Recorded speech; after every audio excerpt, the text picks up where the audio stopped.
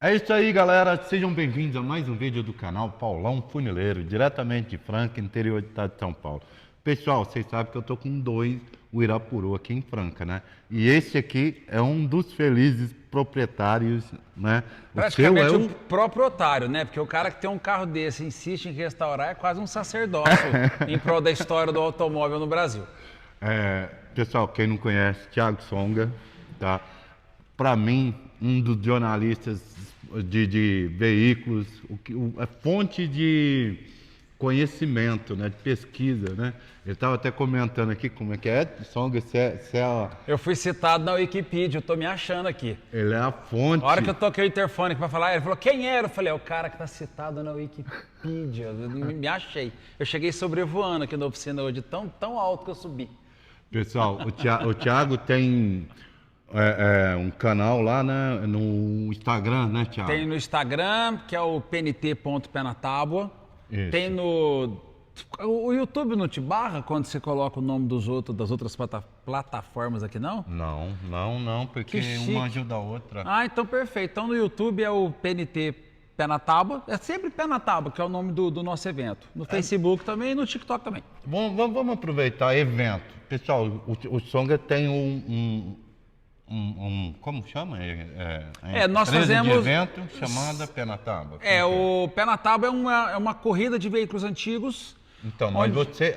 ele promove essas A corridas. gente promove, são 4 eventos hoje no Brasil, onde a gente promove não só a exposição. O problema dos veículos no Brasil, do antigo mobilismo no Brasil, é que a maioria dos eventos são carros parados e o público fica andando em volta do carro. Então Isso. você vê o carro, é bacana. Eu inverti, eu coloquei os carros andando e as pessoas paradas assistindo a corrida. Então você continua vendo o carro, só que você escuta ele passar, você sente o cheiro do carro, na hora que vai para o box, você está ali, você ativa, são outras atividades sensoriais do corpo, além do fato de que na segunda volta você já se pega torcendo para alguém ganhar. Então você Entendi. fica até o final naquele cara. Então eu acho que ele é muito mais envolvente, né? Isso fez com que o Pé na Tábua hoje, aliado a lugares gostosos, a gente hoje está entre os principais eventos de veículos antigos do Brasil. E qual é a data? Porque você falou que são 4, É o calendário 2023, a gente está com o primeiro evento agora na cidade de Barra Bonita, que é o Pé na Tábua de motos antigas, só para motos até 1983, é exposição e corrida. A gente pula para maio, aí lá na fazenda de MEP a gente faz um Pé na Tábua só de carro DKV. E também tem uma etapa de carros, mini carros, carros até 3,20 metros, Mini Cooper, o Fiat 800, o Fiat 600, o Cinquecento, a Romizeta, o Gurgel, para o pessoal que gosta do Gurgel, o BR 800, todos os carros que tem até 3,20 metros também correm, tem as categorias para esse pessoal. Aí a gente vai para julho, Barra Bonita, voltando para a cidade de Barra Bonita, tem o King Kombi, que são Kombi, todo tipo de Kombi, e também o pezinho na tábua, onde as crianças apostam a corrida com aqueles mini bug, aqueles carrinhos, motinha com motor de Pedalenho? 50... Não, de motorzinho de 50 centímetros cúbicos. Ah, tá. Você lembra esses buguinhos que tinha antigamente? Aquilo o pessoal leva também e é muito divertido. Ali é um projeto para estimular as crianças a entenderem um pouco mais de carburador, de gasolina, tirar um pouco a criança do celular.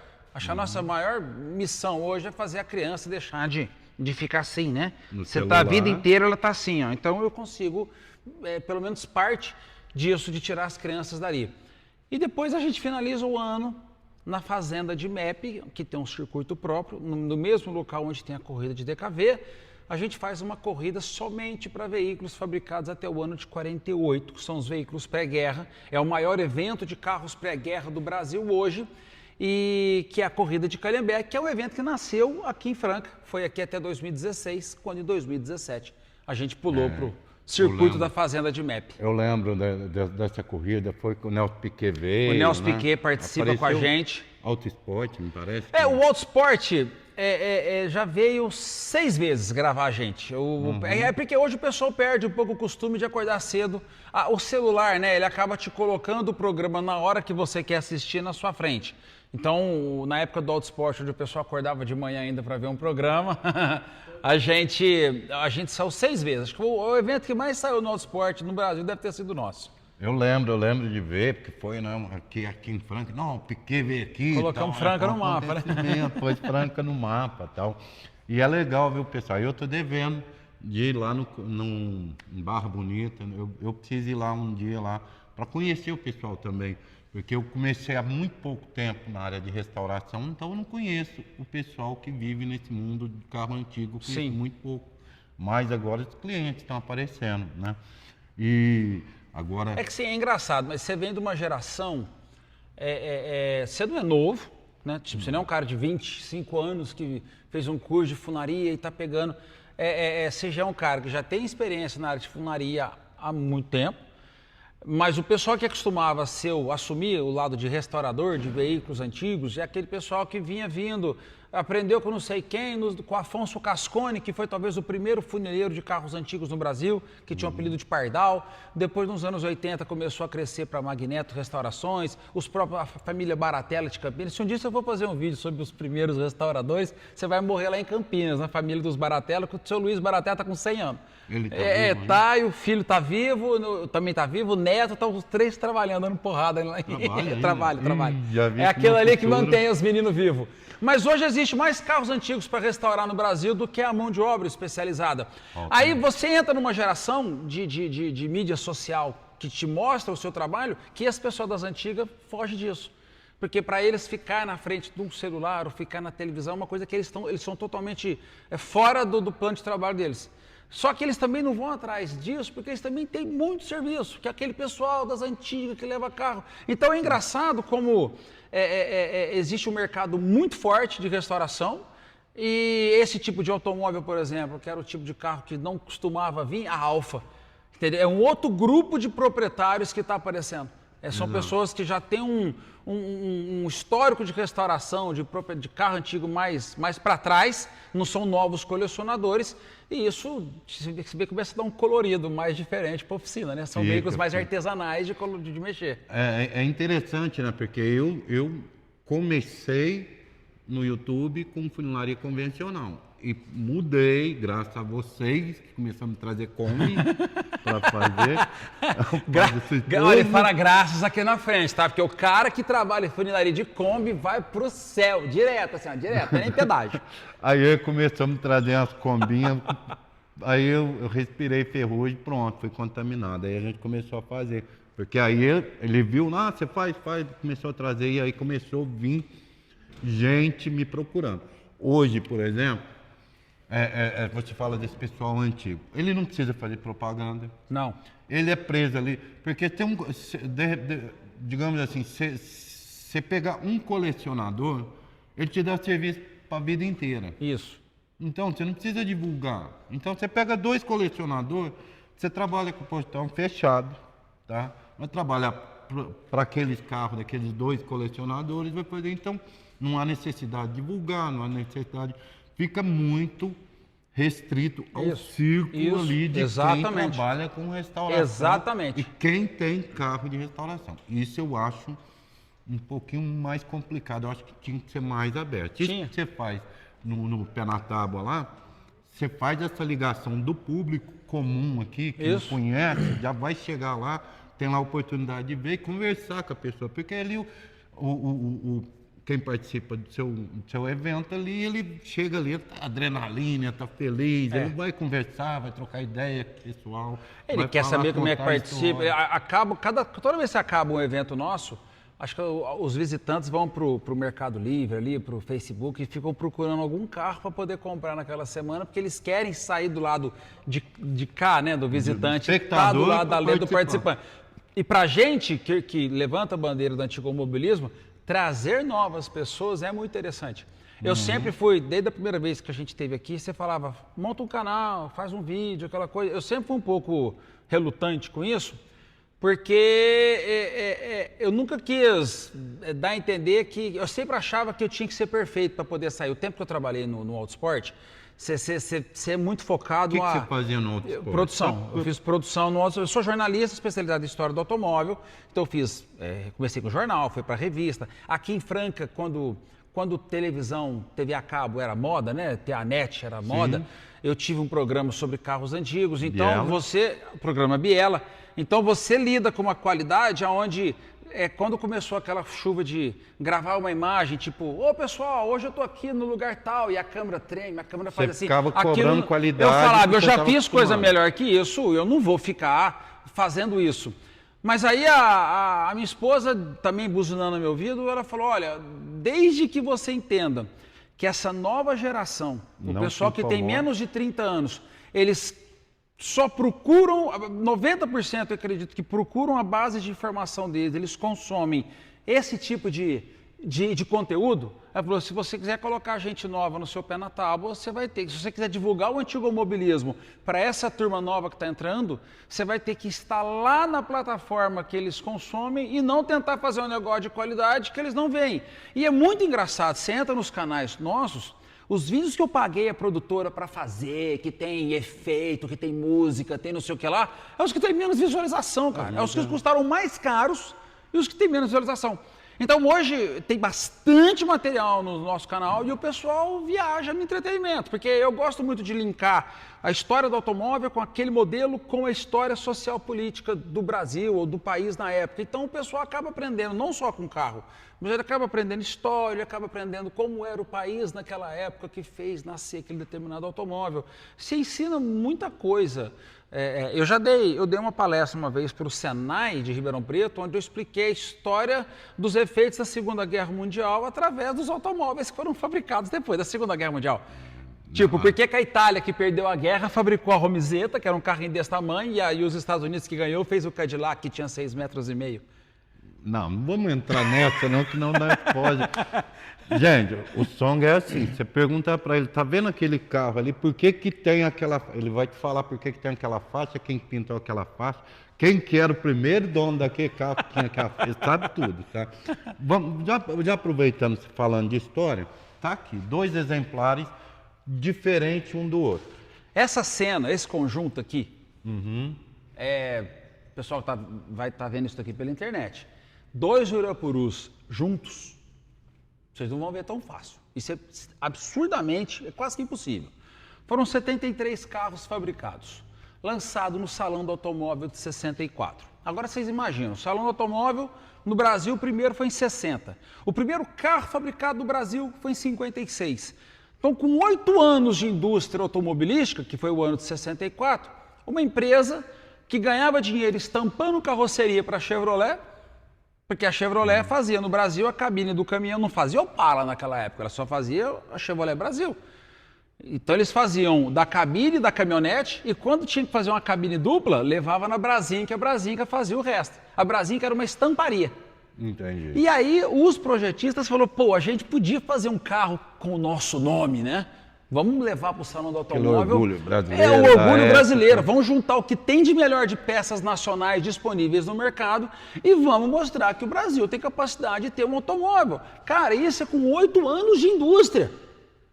A indústria engatinhava e o Brasil falou, vamos fazer um automóvel para fazer bonito para todo mundo. A Brasinca ia lançar esse carro aqui com o nome de Uirapuru. Por quê? O Uirapuru é um pássaro amazônico que canta uma vez por ano durante 15 minutos. Só isso. Durante 15 minutos ele canta. E ele faz isso para atrair. Aliás, se ele cantou a primeira, a fêmea não ouviu, já era. Não vai mais ter passarinho Uirapuru para as próximas gerações.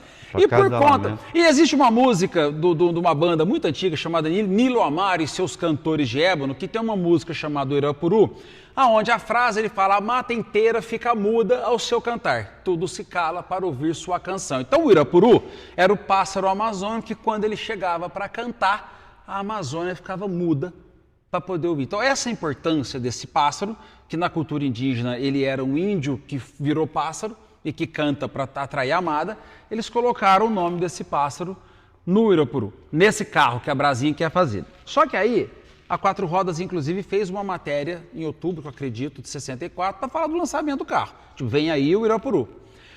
O marketing da Brasinca falou assim, pô, se a gente está fazendo um carro para promover a empresa, vamos colocar o nome da empresa no carro. Aí nasceu o nome Brasinca, 4.200 GT. Então esse carro aqui foi lançado no Salão do Automóvel com o nome de Brasinca. Era para ter sido Irapuru. Com o nome de Brasinca 4200 GT. GT vem de Gran Turismo, que era carro de esportivo. Exato. Ele tem toda a concepção de um veículo esportivo. Ele tem motor entre eixo, o motor é dianteiro, ele é um dianteiro central, mas ele é entre eixo. Porque se você pegar o eixo aqui, ó, e vir para cá, ó, você vai ver que o suporte do motor joga ele para trás e aqui está o radiador. Aqui, se você pegar aqui, ó, e aqui, esse aqui ainda está deslocado, ainda está fora do prumo. E aqui o eixo dele, ó, aqui, esse aqui é o suporte do radiador. O radiador vai aqui, o motor vai daqui para trás, então ele é central. Exato. Então, só no Brasil que eu saiba, aí o pessoal me corrige se eu estiver errado. Além do Irapuru, acho que só o Dardo Corona foi um outro automóvel de fato esportivo que teve motor entre eixo. Acho que o Faros teve também, eu posso estar enganado. Mas motor entre eixo, ele só tem 2 pessoas. Ele não é um 2+2, ele é feito para 2 pessoas. O cara que comprava esse automóvel aqui é o cara que já tinha outro carro na garagem. Se ele tinha uma família, ele tinha um SW, um Aero Willys, uma Cinca, qualquer outra coisa na casa dele. Isso na época, 60 aí? Isso em 64. Então quem era caríssimo. Esse carro era artesanal. Quem era o comprador desse carro aqui? O cara que tinha grana. Então, no Salão de 64, esse carro foi a grande atração do Salão do Automóvel. Foi capa de tudo quanto é revista que saiu e a Brasinca começou a pegar encomenda ali. 20 unidades foram vendidas no Salão de 64. Se esse carro aqui é o número 10 e esse carro aqui é o número 20, esses 2 carros foram vendidos no Salão do Automóvel. Então, provavelmente, entre os seus primeiros compradores, a família, os irmãos Arno, que faziam os eletrodomésticos, eles compraram 2. A família Vigorelli comprou 2, inclusive o meu foi da Vigorelli, que fazia máquina de costura em Jundiaí. Um dos Diniz do Grupo Pão de Açúcar, não sou mais velho, mas não me recordo o nome, também foi um comprador. Então, o cara que comprou isso aqui, ele queria para status, porque ele custava o mesmo preço que o Mustang, que tinha acabado de lançar nos Estados Unidos, e que foi o carro que até hoje, no mundo, o Mustang foi o carro que mais vendeu no dia de seu lançamento. Foram 22 mil unidades vendidas no dia que botaram a plaquinha na Ford escrito vende-se. Então, tipo, não dava para concorrer, ele custava mais caro que o Mustang, e o cara que tinha grana, mas não precisava de status, ele ia preferir comprar um Mustang, porque foi lançado como grande carro americano. Esse foi um grande problema desse carro crescer. Porque a concorrência, ele bateu de frente. Ele batia os 200 km por hora, porque o motor dele conseguia dar isso, ele foi desenhado pensando nas dimensões de um Corvette, que era até então um símbolo de veículo esportivo na época. Então o entre-eixo dele, a bitola dele, o entre-eixo é a mesma de um Corvette. A relação de câmbio dele é praticamente a mesma do Corvette, só que ele é 3 marchas, o Corvette é 4 marchas, mas a relação diferencial é muito parecida, inclusive a relação da 4ª marcha. Enfim, o carro foi um sucesso, mas muito caro. Tivemos uma história recente no Brasil do Lobini, fabricado em 2005 a 2008, que também foi um carro muito falado, mas também muito caro, pouca gente vendia. Quando foi em 65, final de 64 ainda, aliás, teve o Salão Automóvel, em 65 eles fizeram as vendas dos automóveis, só que a Brasinca, ela começou a fazer carro, né? Vamos fazer as carrocerias, depois conforme o cliente vai lá e faz o pedido, o pessoal da montagem montava da cor que o cara queria. Se ele queria TED vinil, botava TED vinil. Se ele queria outro tipo de rádio, era um carro personalizado. Foi talvez o primeiro carro, acredito, que esse conceito personalizado no Brasil. Então a Brasinca fez aquele monte de carroceria e pelo fato dele custar o mesmo preço do Mustang, ele não vendia. Encalhou. O que a Brasinca decidiu fazer em final de 65? Falar, vende isso aí porque larga muito o projeto. Vamos parar de fazer. Os engenheiros do carro, o cara que desenhou, que era um espanhol chamado Rigoberto Soler, o cara que fez a mecânica, tinha um funcionário da empresa chamado Roberto Camarota, que ele já era funcionário na Brasinca, trabalhou em todas as carrocerias, ele era, se não me engano, o chapeiro que fazia o serviço.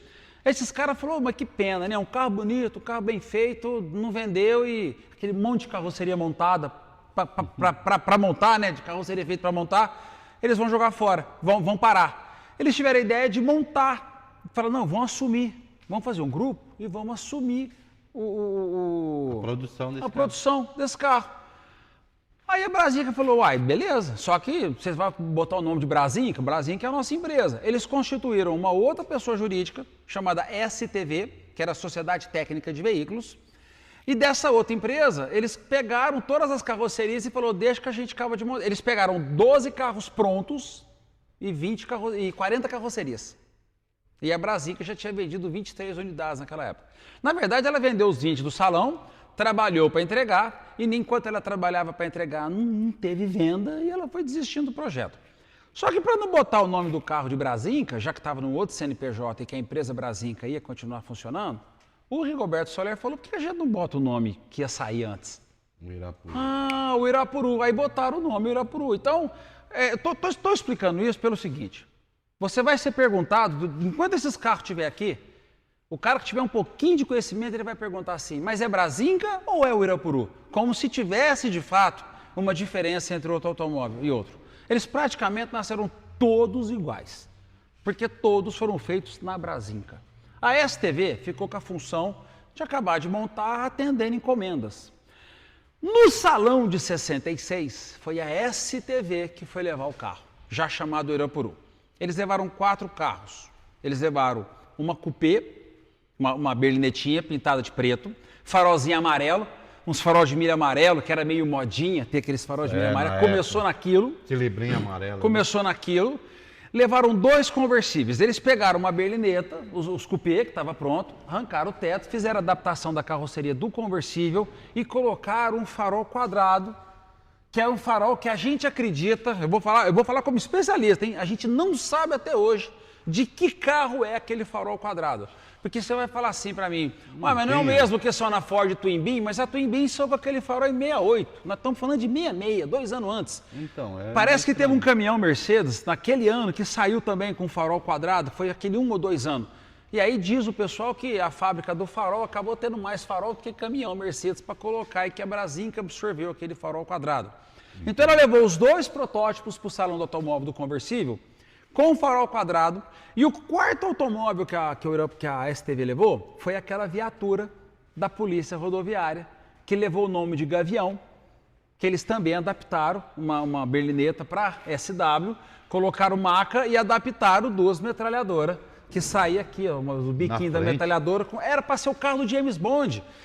Porque você tinha que mostrar, né, o serviço. Eu já vi de foto de lado, mas eu nunca vi Os biquinhos, detalhe. você vê aqui, ó, tem um biquinho aqui e um biquinho aqui, ó, que é onde é que sai 2 metralhadoras da marca Vigorelli.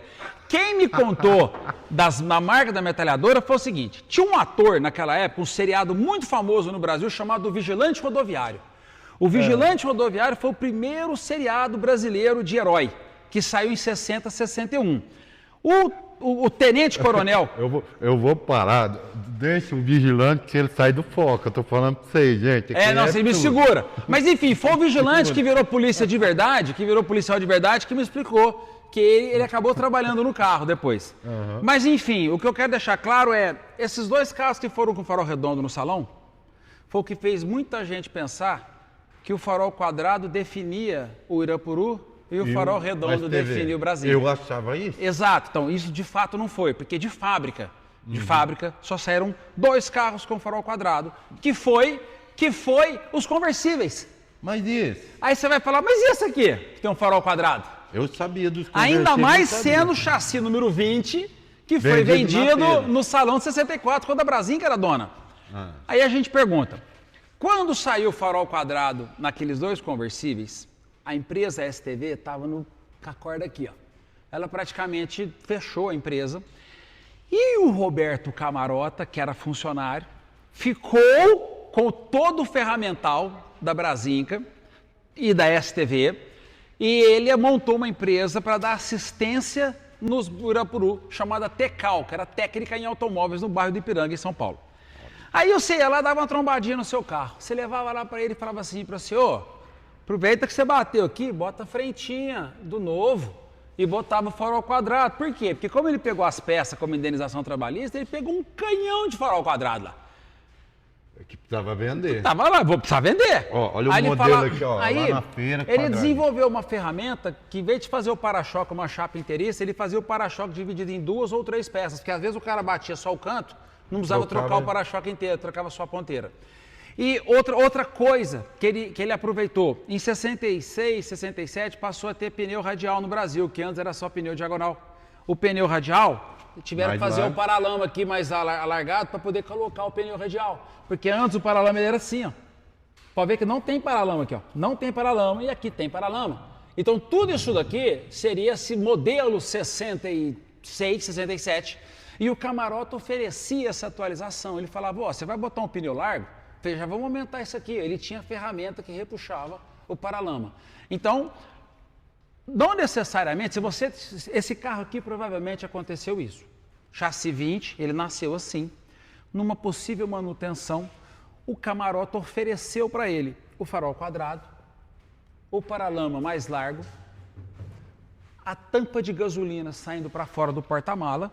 Se você for reparar aqui, ó, o tanque de gasolina do original, até vir para cá, ó. O tanque de gasolina original, ele fica dentro do carro, você abre a tampa e o bocal tá aqui, ó. O tanque tá aqui, ó, o bocal tá aqui, ó, nesse rumo. Então, dava muito trabalho você ter que abrir o porta-malha e abastecer. Então, o que o Camarota fez? Ele fez uma adaptação onde o tanque ficava por lá de fora. Alguns carros de corrida, como o do Walter Ram, já era tanque de gasolina assim. E uma importante alteração que foi feita, mostra aquele painel ali, ó. Você vê que o painel ele tem uma chapa para cima da coluna da direção e ele tem um buraco para o porta-luva. Do lado de lá tem outro buraco. Agora, olha o carro de cá. O carro de cá ele faz um L, ó. O painel ele vem até a metade e desce. O acabamento de madeira ele é inteiriço, ele faz um L gigante ali e os reloginhos estão todos colocados ali. Esse tipo de alteração o Camarota oferecia para todo mundo. Essa parte aqui também. Mas isso daí eu não sabia, se você que me contou, eu nunca tinha reparado. O recuo da placa. O recuo da placa eu aprendi aqui, dá para não falar que a gente sabe tudo, que a gente está sempre aprendendo, eu aprendi aqui, tudo sobre o recuo da placa. Aí se você me perguntar, Songa, eu estou restaurando, eu vou indicar para o meu cliente devolver ele a originalidade, sabendo que ele foi feito assim, eu vou usar exemplos internacionais. Se você vai num museu na Alemanha, nos Estados Unidos, na Europa inteira, vou dar mais exemplos dos Estados Unidos, porque lá eu conheci de perto. Você vê vários automóveis que nasceu na década de 30 de um jeito, que foi encarroçado com outra carroceria nos anos 40, e o trabalho artesanal fica tão bonito que eles fazem questão de dizer, esse carro ele é 35, mas a carroceria foi feita em 48. O carro está lá rodando para valorizar o trabalho da mão de obra do funileiro, do artesão. Funileiro a gente fala hoje, mas naquele tempo era o artesão da lata, era literalmente o que você faz aqui. Então o cara fazia todo o desenho da carroceria, ele era um carrossiere, né? Ele fazia todo o desenho e fazia uma carroceria nova. Aí eu te pergunto, o cara que fez esse serviço de upgrade foi o mesmo cara que fez esse serviço. E foi o mesmo cara que fabricou esse carro quando era zero e ele mesmo que fez a alteração. Então eu considero essa licença poética totalmente de acordo. Era como se o carro saísse da fábrica de um jeito e voltou para a fábrica para poder ser outro. Mas isso é uma opinião minha. Vai chover comentário aí no vídeo falando que, mas o original só tem uma vez. Mas a gente está aqui para valorizar o trabalho. Eu estou contando essas ações que o cara sofreu. O Roberto Camarota foi vivo até 2014 ou 15. Eu tive 2 vezes na casa dele em Santo André. Eu comprei muita coisa dele. Inclusive foi dele que eu comprei o folder original do salão de 66 e o folder original do salão de 64 e o manual original do carro. Comprei tudo dele. Então, são detalhes de alteração, mas para mim não desmerece nada. Se o dono quiser manter o modelo Camarota... É que eu batizei, sabe, pessoal? Eu batizei, ele teve a licença poética, eu tenho agora... Quem é mestre da lata tem moral para colocar o nome do carro de outro mestre da lata. Eu vou te falar, tem que ter muita humildade para fazer um negócio desse. É um artesão colocando o nome desse carro de outro artesão. Isso daqui não é para qualquer um, não. E aqui agora ele é o Camarota, tá? Esse é o modelo Camarota. Conversei com o dono, a gente está conversando. Ele resolveu, vai manter a alteração, porque faz parte da história do carro, da época. Então, a alteração está há muito mais tempo no carro do que ele ficou tipo 3 anos assim, para ficar 50 anos assim. Então, ele merece continuar assim. E aí, pessoal, é isso que eu trouxe aqui. Eu pedi pro Songa vir, tá? Pra gente bater um papo, pra contar essa história, porque de repente começa a aparecer lá, né? Eu pus o Irapuru, STV, aí ele me corrigiu, falou, ele... Aí eu peguei e falei, então como é que é o nome do rapaz? Camarota. Eu falei, então a partir de hoje, esse modelo quadradinho aqui, que não é o A conversível... plaqueta dele é Brasinca, né? Eu não olhei, eu não... Porque, ela não veio porque pra tem mim casos, foi jateado. porque tem casos que a Brasinca tirava a plaqueta, a STV tirava a plaqueta Brasinca e botava dela a STV. Não sei Porque foi ela que entregou. É como ele foi jateado, ela não veio para mim. Então, né, eu não sei dizer. Mas aí, pessoal, esse carro vai ser mantido nesse formato, tá? Vai ser. Vamos continuar desse jeito, já foi combinado. E agora eu tenho a sorte de ter dois, um do lado do outro, para corrigir o problema que esse tem e que esse tem. A falta de alguma parte desse, eu vejo nesse, e na falta desse, eu vejo nesse, tá? Esse aqui sofreu algumas intervenções que meio que modificou ele em alguma coisa, não do camarota, mas Sim, foi uma vida que ele teve, uma vida de playboy que ele teve nos anos 70, deve ter judiado bastante esse do carro carro. aqui, eu acredito que ele andou pegando umas pistas aí, que ele tem uns detalhezinhos que a gente vai corrigir mais pra frente, tá, pessoal? Esse carro Então, tinha um problema vamos de chegar época, aqui? ele saía de traseira, se Vamos acelerava, chegar ele... aqui pra gente terminar aqui. Vamos. E aí vai ser mantido e ainda vai ter muito trabalho, tá? Esses dois carros aqui vão ter muito trabalho aqui para mim. Vou trabalhar bastante nele. E é uma honra para mim, depois de tantos anos, um profissional lá com a mão, né? Fabricar a lata, não a prensa. Ele é um carro que nasceu da mesma forma que você trabalha, né? Que eu tô fazendo. Eu acho bem legal isso.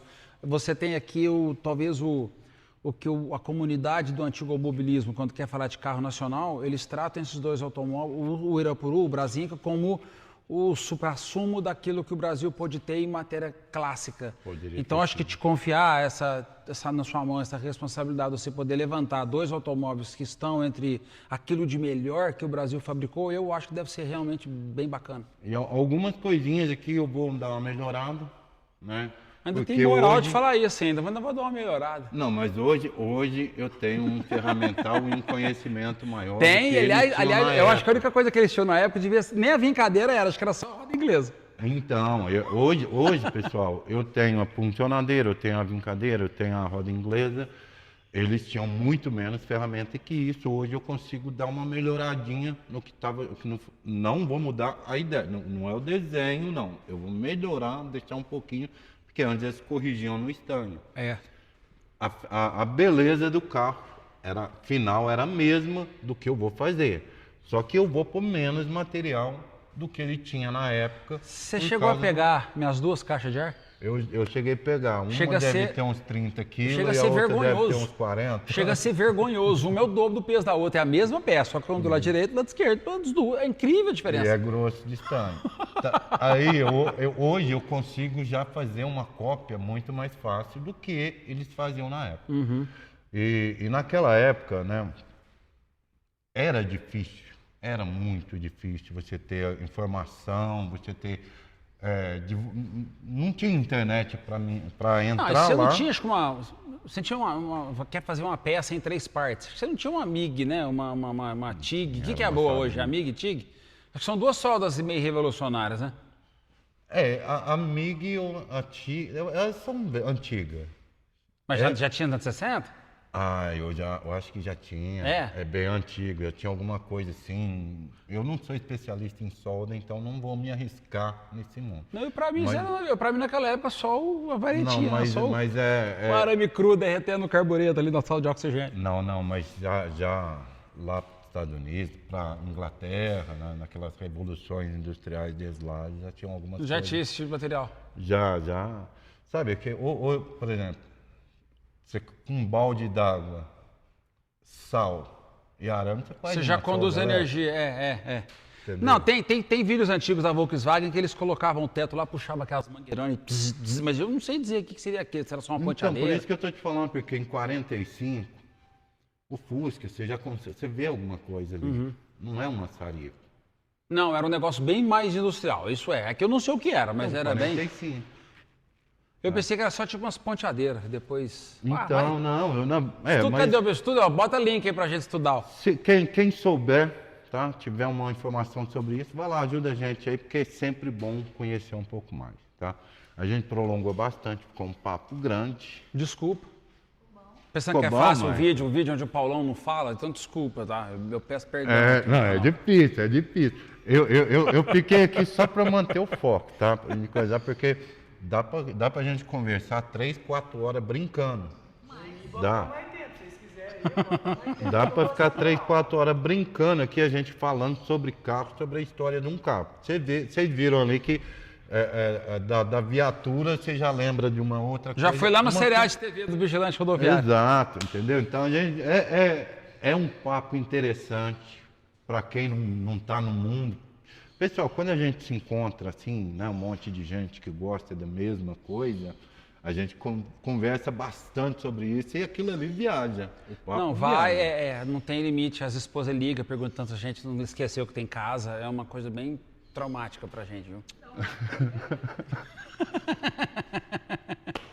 Bom, então é isso, galera. Eu espero que vocês tenham curtido o papo aí, tá? Segue o Thiago lá no Instagram, tá? No YouTube também. Você quer informação de um jeito divertido, tá? Que é Nos legal nossos o jeito vídeos, que eu coloco muitos shorts, né? Pra não ficar fazendo esses vídeos de 20 horas falando. A gente tem muita pílulazinha nos shorts ali do nosso canal. Então acho que o pessoal consegue se divertir mais ali. Na terça-feira você faz no Instagram ao vivo. Eu faço uma live toda terça no Instagram do Pé na Tábua, isso. Tá. Toda quarta eu falo na CBN. Na rádio CBN a gente tem uma coluna sobre automóveis lá que eu falo sobre história também. CBN, tá. Toda quarta. Vai deixar, a Márcia vai deixar aqui para vocês entrem lá e vão. Na CBN dá para pegar na internet e baixar, será? Dá, eu vejo pela internet também. Eu vejo pela internet lá em casa. Tá, vai lá, Escuto, troca, já aproveita e ouve as histórias que quem gosta de carro, quem gosta de cultura automobilística tem que saber o que aconteceu. Assunto para vocês comentar com a turma na rodinha de cerveja. Depois a gente comenta bastante coisa lá. Então vai lá, segue ele lá, tá? Inscreve no canal lá também, né? Comece a seguir o menino, que é legal, é um papo gostoso, tá certo? Então, espero que vocês tenham curtido o vídeo aí. Vem cá, Zé. O Zé faz Ele fecha o vídeo? Ele que faz. Hoje ele ficou sentadinho lá. Não, eu tava só estudando a história. Coube na tela aí, Márcia? Coube na tela? Coube aí. Tá, beleza. Então, pessoal, se você curtiu esse vídeo, tem que fazer, né? Tem vídeo aqui embaixo, deixar o joinha, se inscrever no canal, ativar o sininho de notificação, compartilhar esse vídeo, não esquece de deixar o like, seguir a gente lá no Instagram para não perder as novidades do canal. E não esquece, hein, galera? Faz tudo isso daí comigo, tá? Porque ele falou tanta coisa que eu já esqueci. E não esquece, hein? O finalzinho eu sei falar agora, vai. E não esquece, hein, galera? Mão na lata! Da outra vez eu esqueci o que era pra falar. O Paulo, fala aí, mão na lata.